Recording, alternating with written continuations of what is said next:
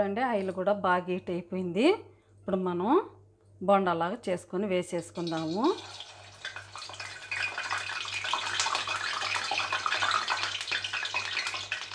చూడండి ఈ విధంగా చేసుకొని వేసుకోవాలి. మనకి ఎన్ని పడతాయో అన్ని వేసేసుకుందాము. కావాలంటే వడల్లాగా కూడా వేసుకోవచ్చు, బాగానే ఉంటుంది. మంటని కొద్దిగా తగ్గించుకొని లోపల వరకు ఫ్రై అయ్యే వరకు మంటను కొద్దిగా మీడియంలో ఉంచుకొని చేసుకోవాలి.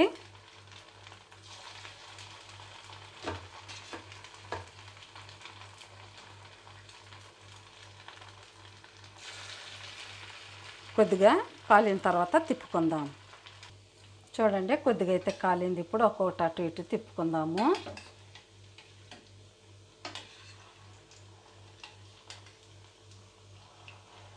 చూడండి ఎంత బాగుందో. మంచి కలర్ వచ్చే వరకు ఫ్రై చేసుకోవాలి.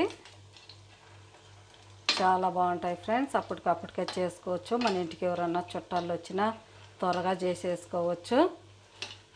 అన్నం మిగిలినప్పుడు ఈ విధంగా చేసుకుంటే చాలా బాగుంటుంది. చూడండి ఎంత బాగా ఫ్రై అవుతున్నాయో. ఇంకా మంచి కలర్ వచ్చే వరకు ఫ్రై చేసుకుందాం.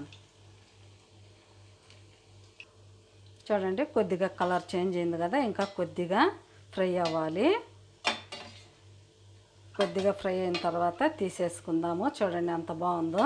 క్రిస్పీగా చాలా బాగుంటుంది. టీ టైంలో నా కనుక చేసుకొని తింటే చాలా టేస్టీగా ఉంటాయి.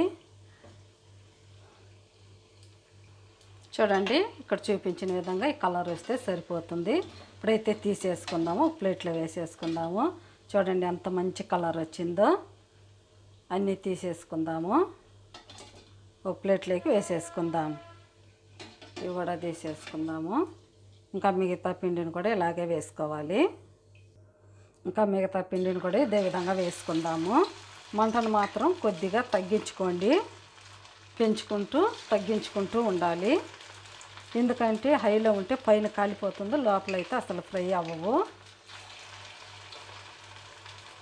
ఇవి కూడా ఇలాగే ఫ్రై చేసుకోవాలి.